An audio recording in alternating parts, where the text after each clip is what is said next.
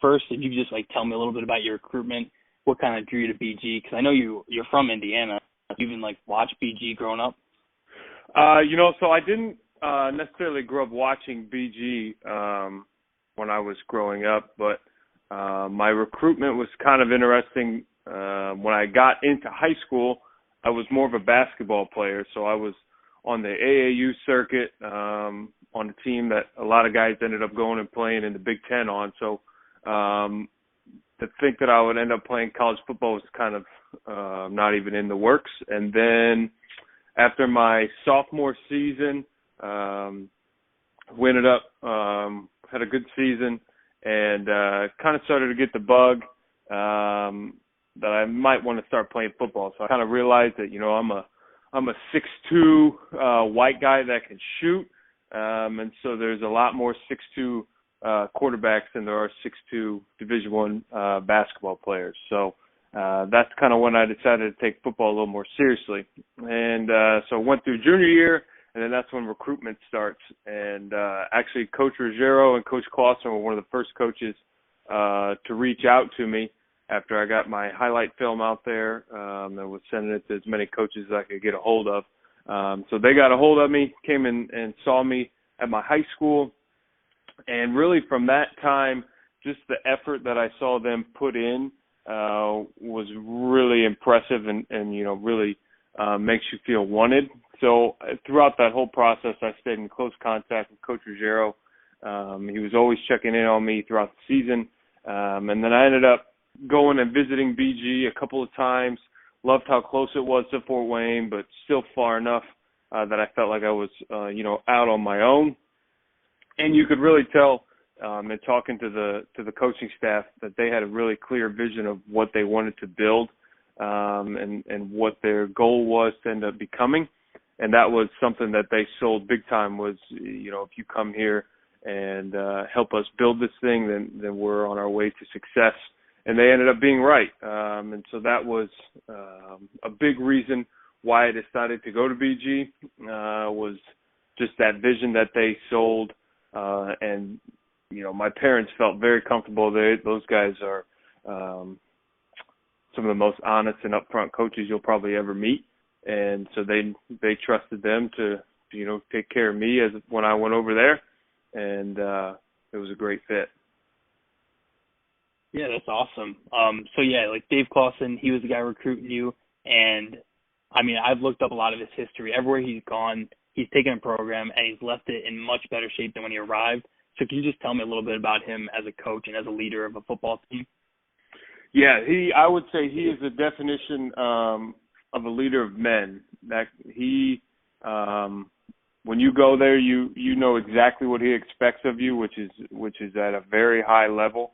Everything from the strength and conditioning all the way through, everything is top notch. There's no shortcuts. So, if you're not there for all the right reasons, he's going to weed you out pretty quick, and that's what you need to do when you're rebuilding a program and then creating that championship culture. So he is, like I said, one of the most upfront and honest coaches I've been around. You know exactly where he stands on everything, and there's usually no gray area with him. It's all black and white, and you're going to do the next right thing. So he is, for a lot of coaches, I know he mentors a lot of coaches that are still coaching today that are trying to emulate what he's been able to do, because it's not easy, and he makes it look pretty easy sometimes, but it certainly took a lot. He has a very certain type of player that he will recruit, and it takes a certain type of player to play in that program, to play for him, and as demanding as he is, it takes a lot. But he's going to test you mentally, he's going to test you physically, and if you can make it through his program, then he's proven time and time again that you'll come out on the other side as a winner. So going off that, I actually was looking at an old interview from around 2011, 2012, where Clausen actually said that the two things that he liked about you, none of it were physical. It was, or like football traits, but it was your work ethic and your character. So going off that, like you obviously arrived as a young kid. So was there anyone that you looked up to as a leader or like a culture guy when you first got to the team? Yeah, so when I got there, that first year, we were still right on the edge of kind of breaking through. So, we lost a heartbreaker to Kent State that kind of knocked us out of getting to the MAC championship. But that team was really led by guys like, Chris Jones and that class and Jordan Russo's, guys that had really been put through the ringer, that had gone there and gone through the ups and downs, the tough seasons in the beginning. And so as young guys that were brought in, that were, throughout recruiting told and talked about and preached to about this vision that they had for the program, to then go and see those kinds of guys that had been through, the 2-win seasons, the tough years of grinding through it, to see them and how they handled themselves every single day as a BG football player was really impactful on all of us. That they came in every single day, did the next right thing, both in the classroom, on the field.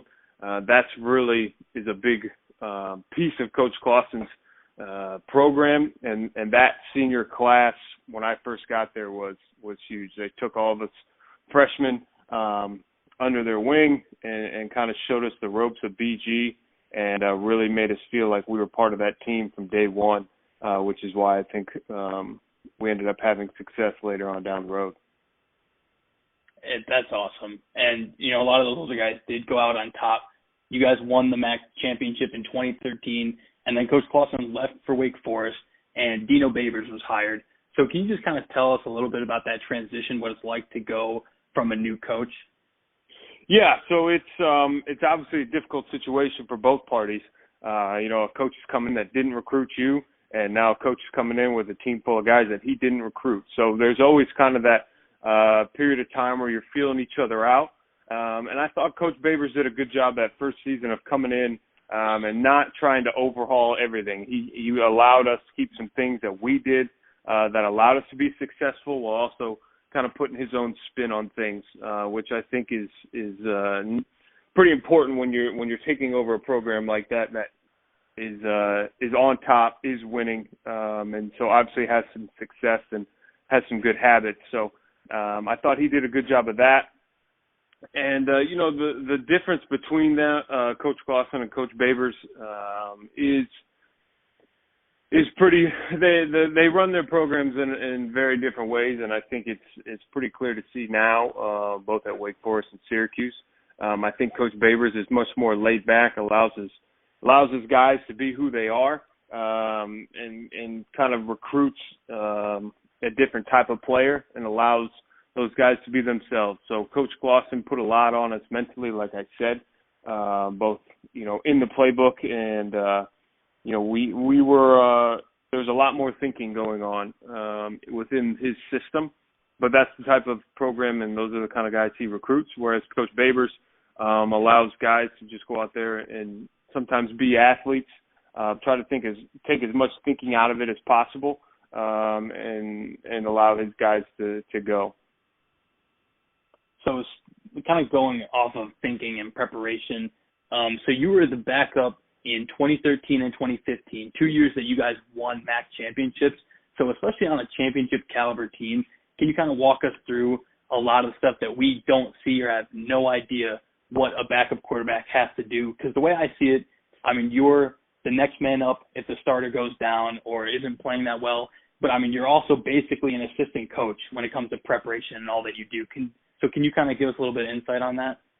Absolutely. So it's, you hear people talk about, I need to prepare like I'm the starter, which is true. But I think in that backup role, you're kind of playing, you're kind of wearing a couple different hats. So one, you got to continue to push that starter every single day in practice to continue to get better. And then on the same side, you got to, kind of be a shoulder that they can lean on the sidelines. You got everybody in their ear about what's going on, what are they seeing, why didn't we do this or that?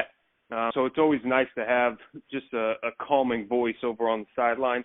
So you kind of have to play that role as well. And then also during the week, you got to, depending on the situation, a lot of times you're going up against the number one starting defense in practice. So you got to be able to give them a good look, whether you're running your own stuff or if you're running your opponent that week, if you're running some of their plays. You have to be able to do that to help the team. So it takes a very open mind. You know, you can't have too big an ego to go in there and do those types of things. You have to be, ultimately, you got to be a team first guy and just kind of do the next right thing. So it was definitely a learning experience. But you know, I think I was fortunate enough to be able to be on some winning teams, and I was just doing my part in order for the team to be successful. So in 2014 then, Matt went down in the first game, I believe, and then you took over as the starter. So can you kind of give me a little bit of what does it take to transition from a backup to the starter? Especially you were only a redshirt sophomore, so I mean you're an underclassman expected to lead a team that's coming off of a MAC championship. So can you kind of walk us through what that was like for you? Sure. So on top of all that, obviously with a new coaching staff like we talked, and implementing a new system, and especially that system that Coach Babers runs, the starter gets 90% of the reps. So all through spring ball, all through camp, two-a-days, everything, Matt was getting the majority of those reps with the first team.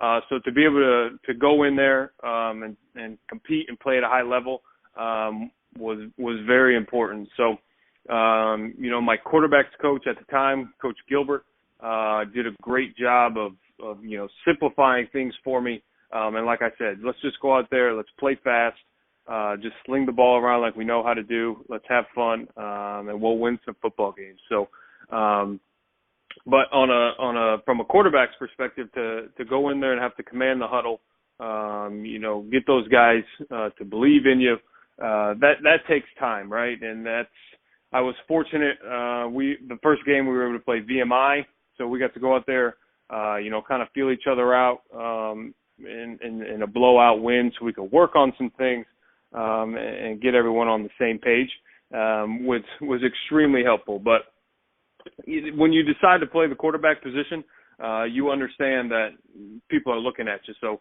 all I had to do was come in every single day, you know, all the cliche things that go along with playing the quarterback position, but they are so important of always being at the facility, watching film, you know, just doing the next right thing for the guys around you in order for us to be successful. Yeah, and going off of you taking over the job, obviously after VMI, your second start, you guys were hosting Indiana, who is obviously a Big Ten team that just the previous year beat you guys by like 40 or something. And for those that don't know, you had just under 400 yards, 3 touchdowns on 73 pass attempts. And with 2 minutes left to go, you guys marched 88 yards down the field, and you threw a touchdown pass to take the lead with 10 seconds left. So obviously, I mean, in my mind, that's probably one of the biggest wins, especially at our home stadium. So can you just kind of tell us a little bit about that game? I know this is a loaded question because there's probably a lot of emotions going on.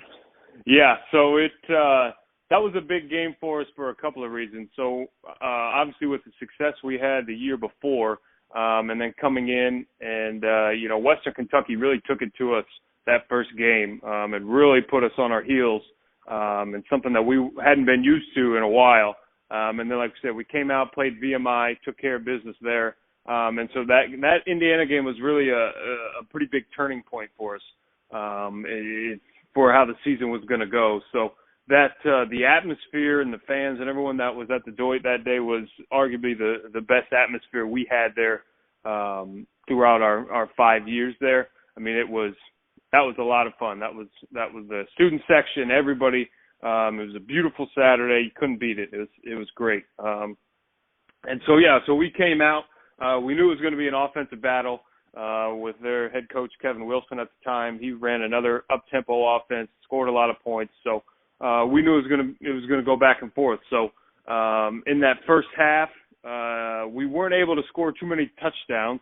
Tyler Tate, our kicker, kept us in it big time, making a handful of really big field goals for us that really kept us in it. And so we went in at halftime knowing, hey, look, we're within striking distance of this thing. If we can get a couple stops, we get a couple scores. I mean, this thing's going to get interesting. And so we went back and forth, playing a Big Ten team. Most of their strength on their defense is that defensive line. But we felt like we could match up with them on the outside. And I say that with one of my good friends and old high school teammates, played for Indiana, was in their secondary. So to this day, I still have bragging rights over him over that game. But we knew going in to that second half that we had matchups on the outside, and we just had to make plays. So we were fortunately able to do that.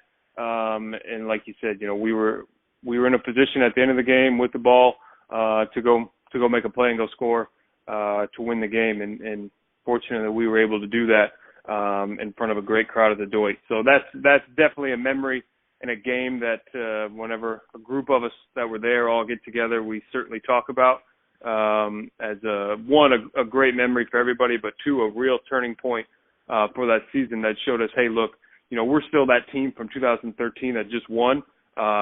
We had a little bit of a minor setback that first game, but we still have the tools to be successful and go out there and win football games. I mean, so I know the Babers' famous offense is the Falcons fast, and he kind of did, especially in 2015, the no-huddle play call by committee. And, I don't want any trade secrets here, but you want to tell us a little bit about what it's like to run that offense? And, I mean, did you wake up that morning thinking you were going to throw 73 times? Yeah, so that offense is obviously taking over college football right now.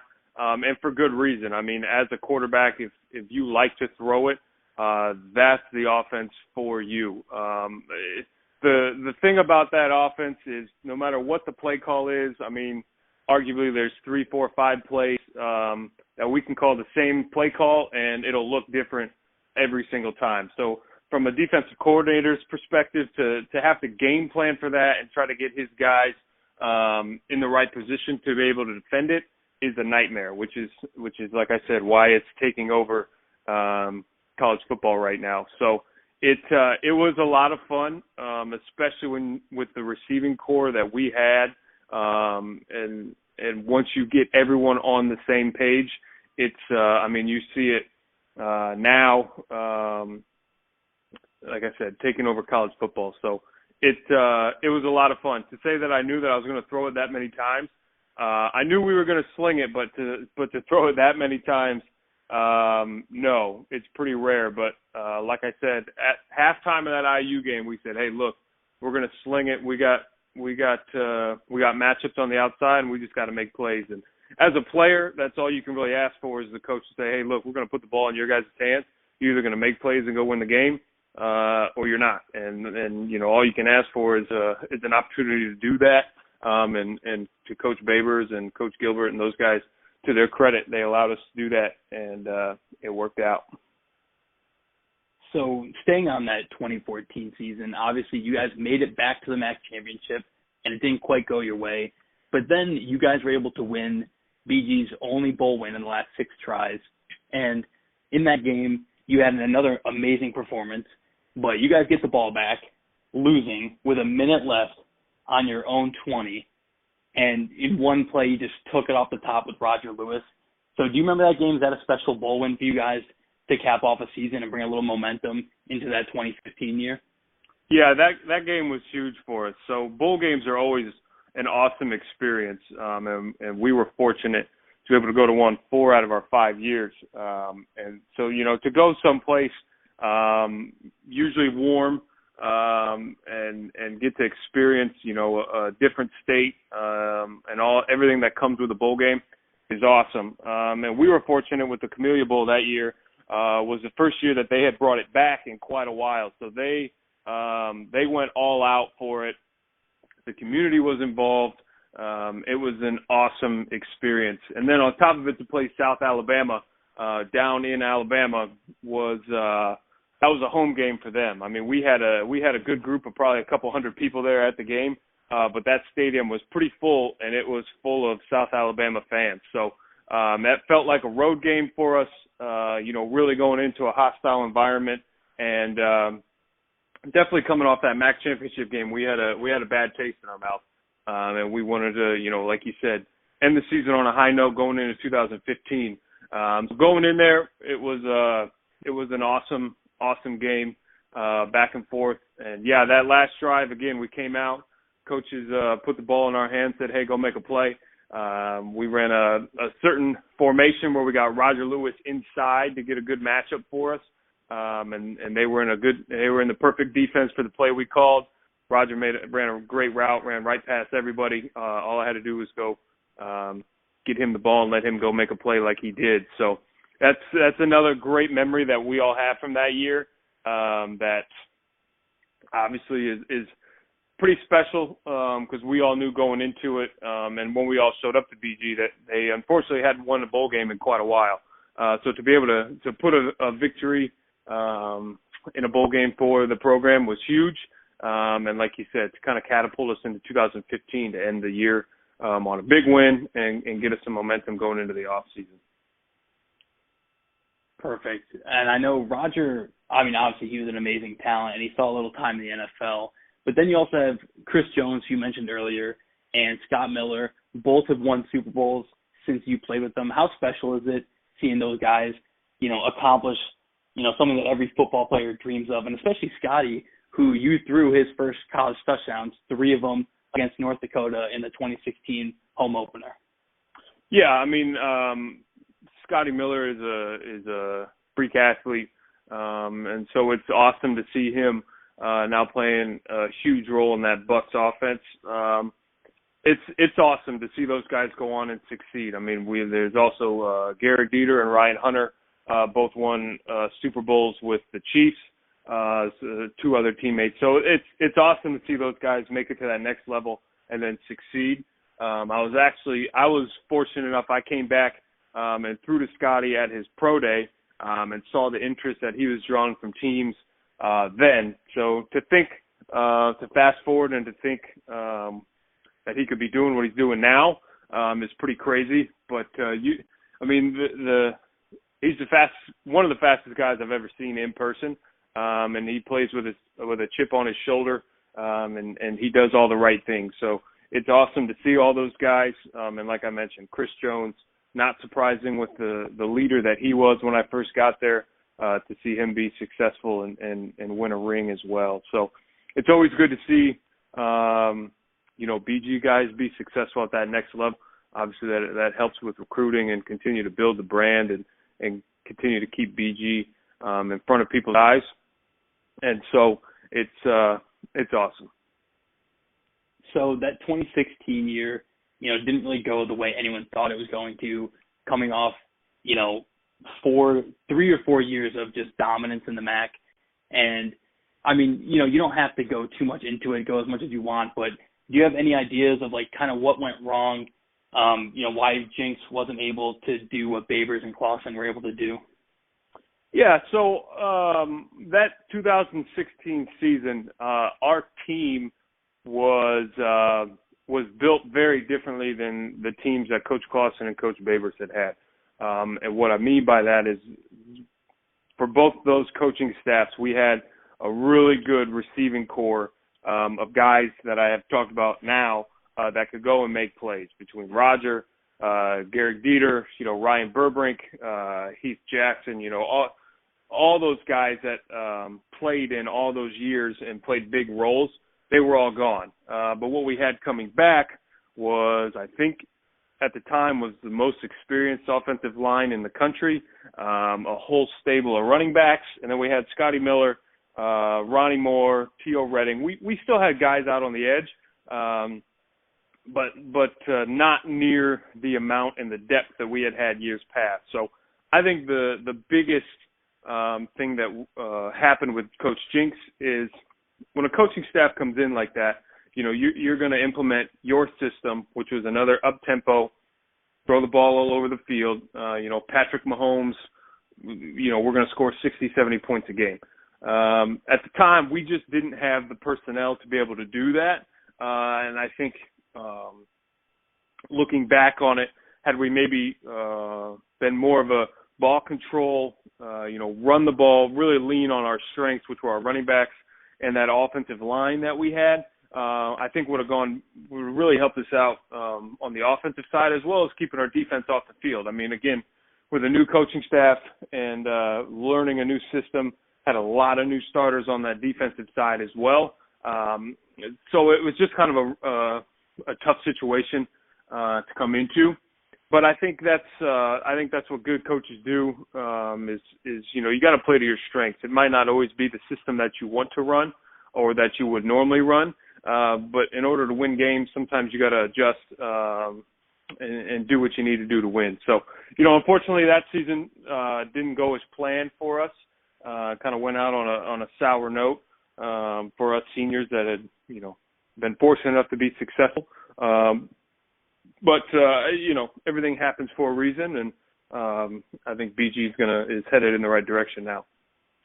Yeah. So speaking of the new direction, we have Coach Leffler, who took over in the 2019 year, got that Toledo victory as 26-point underdogs, which was huge. And I just think that some of the things he's talking about, recruiting within the radius, Jinx didn't really do that much. He tried to keep the roots in Texas, which is tough at a mid-major program in Ohio. But from what you've seen, maybe in interviews or just watching the games, do you think Leffler's kind of on the right track and he has a good idea of what he's going to do? I know this past season, people might look at the totals and the win-loss, but I don't think everyone realizes that this team also had the most underclassmen in the country. And I don't know, just what are your thoughts on the new direction of Bowling Green? So I met Coach Leffler actually at Scotty Miller's Pro Day. He had only been there for a couple weeks at that point. So I talked to him for a little bit, and again, he is very much he gives me flashbacks of Coach Clausen, like I talked about a little bit ago, of building that program, and he has a vision of what that program is going to look like, and I think he has he has a plan in place in order to achieve that. So it's going to take some time. I mean, I know BG fans, we've been accustomed to winning, and that's what we expect, and that's what we should always expect as a program. And but we also have to understand that it's going to take some time. And like you said, playing with a young team, implementing a new system. Again, a lot of those players were not recruited by Coach Leffler, and so they're still feeling each other out. So I think this year we should see some growth. Some steps forward, maybe some of these that first recruiting class that he was able to bring in, get some of those guys, more of those guys out on the field, and I think you'll start to see some steps forward as these young guys just continue to get more and more snaps and continue to play with more and more confidence. So I think from everything that I've seen and everything that I've heard, both from guys inside the program and just watching interviews and just paying attention, I think Coach Leffler is certainly the guy for the job. I think he's going to turn this ship around and get BG back to where we are used to being. That's also just kind of the way the MAC goes. I think if you look historically, as coaches come and go, it's a cycle. I mean, to see the teams that are competing now at the top, I mean, Ball State just won the conference, and when I was there just a few years ago, they weren't competing for championships. Same with Kent State. Those kinds of programs, that's the way it goes. You get a good, young, fired up head coach in these schools, get it turned around, and that's the cycle of the MAC and that coaching carousel of guys going on and landing bigger jobs. So I think it's only a matter of time. We just have to give Coach Leffler and his staff some time to get the right guys on the bus and find the right seat for them, and then it's only a matter of time before they'll break through and start winning games again. I totally agree. I think they just need some time. It doesn't happen overnight, especially the way, BG kind of faltered and stuttered a little bit. And I actually also had a chance to talk to Scott, and everything he was talking about, character and what it means to be a leader on and off the field, definitely has me fired up for where this program's going. So I guess just to end the, a little interview, if you have a favorite BG memory, and then also, if you have any parting words of wisdom for any of the young kids. I know some of the new recruits and younger players, they might be listening to this. So if you have any advice for them as to maybe what to do, what steps to take, being like a young 18-year-old kid going to a college campus, that can be a little intimidating. Sure. as far as a favorite memory, it's really hard to pinpoint one. I would say my biggest thing, which is I think what a lot of people say, is you don't realize how much you appreciate just being around the guys and guys that think the same way you do and are all bought into the same goals and the vision and just being around each other and pushing each other to be the best version of yourself. I think is probably, I guess I could answer both of your questions. I think that's the biggest thing for programs is to get the right guys in the right seats and bought in. And the sooner they can do that, the more success you'll have. Like I talked when I got to BG as an 18-year-old, that senior class had been through the ringer, and they had laid the foundation for us. And it's really coming together as a team. I know we spent a lot of time during the summer when, you only athletes are on campus every day, just hanging around the guys, just becoming a tight-knit group of guys. The college landscape is changing now so rapidly with the transfer portal and guys leaving. But I think if you look, the teams that are successful are the teams that can hold guys, that bring the right guys into the program, that buy into the program, do the right things, and that always translates to wins on the field. I think for those young guys and even older guys on the team is really just enjoy the BG community.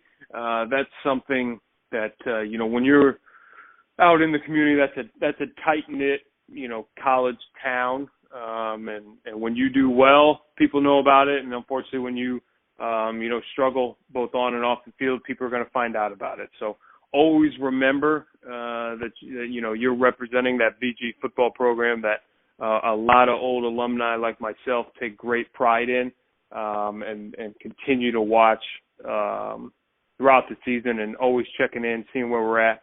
And making sure that the program's headed in the right direction, because if you can be a part of that, turn around and being on a winning program, those memories and those life lessons last forever. That's amazing to hear.